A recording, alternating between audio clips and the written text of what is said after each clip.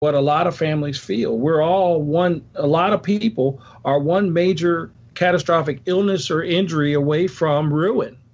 And I thought they were going to lose everything. Her daughter started a GoFundMe page. Friends and family, we all donated because I was fearful that they were going to lose everything.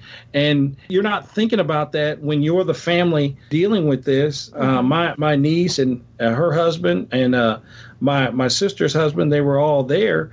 But then after the initial shock hit and they told us how long she would probably be in the hospital, I said, holy moly, this is real. This is what really happens to families. I had a coworker who had a heart transplant.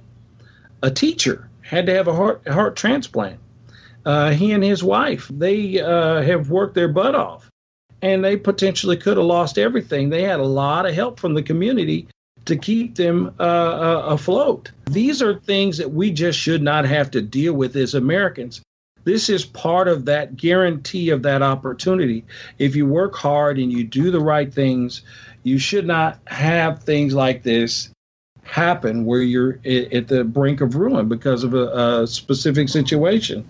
So healthcare is near and dear. And then our criminal justice system. Our criminal justice system is, to say broken might be a little non-descriptive because I think it does what it's supposed to do. It incarcerates people and keeps our prisons full. But I always thought that one of the things about prison was you were supposed to go sent to prison as your punishment.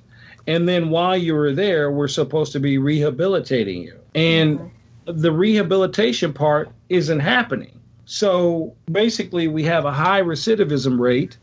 And a number of people that go down on sentences, they end up going back after a few years. If they get out, it's a few months or a few years, and it just keeps the prison pipeline full. Taxpayer dollars are basically being wasted because that person going back into the prison is no longer productive, and we are having to pay to keep the prison open and so on and so on and so on. And so we're losing that productivity.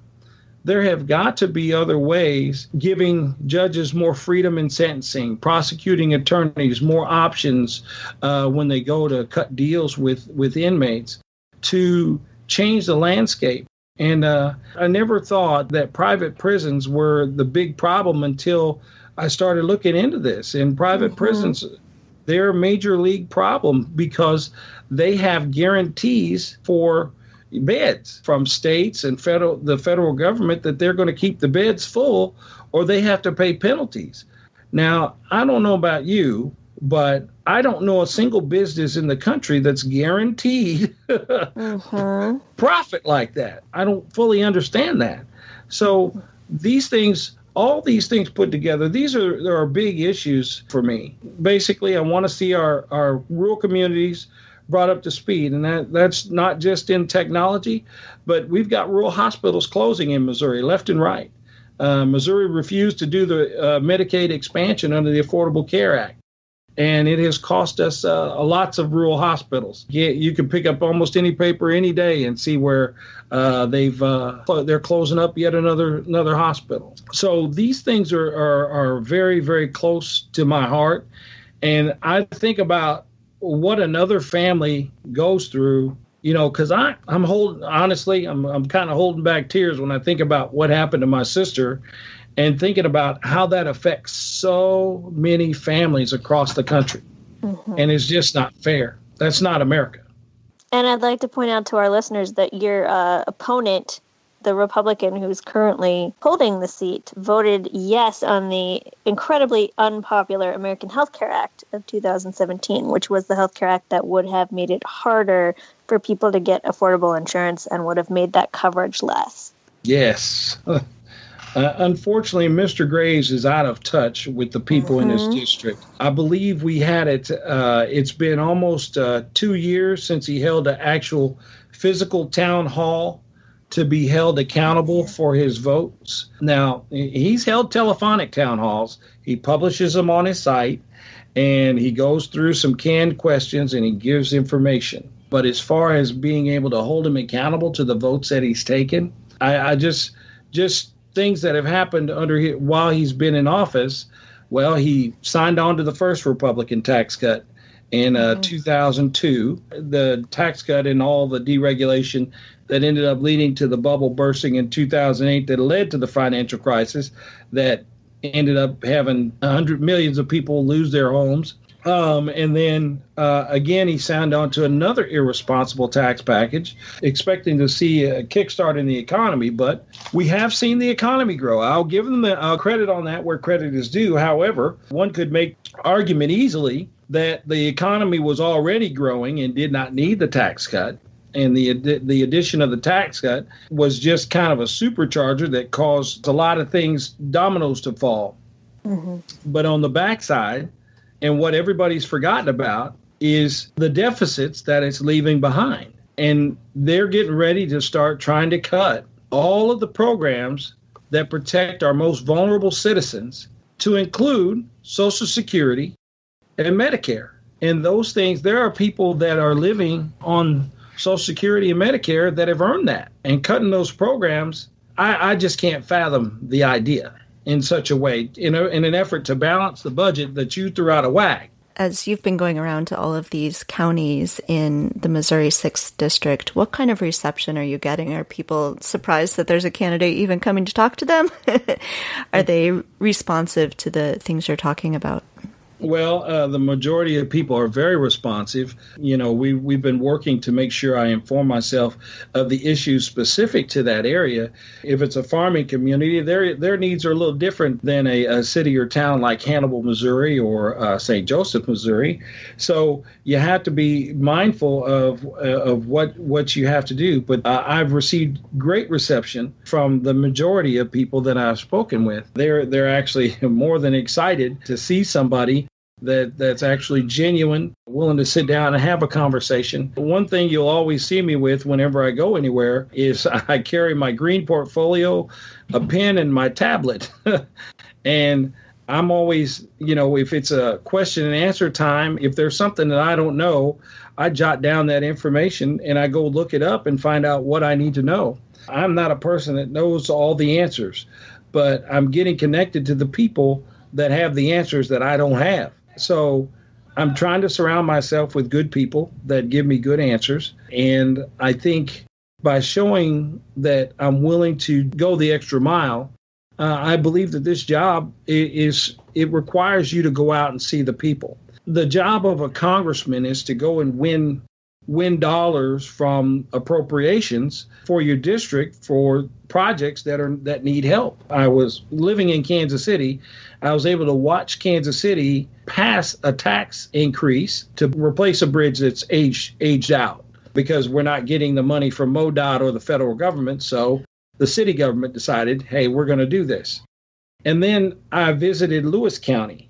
And in Lewis County, there's a small town. It is north of Culver Stockton that has a sewer issue, a compliance issue with an EPA regulation. The regulation is that you've got to clean the sewage more before it gets back to the river. They are unable to replace their sewer system because they don't have enough money.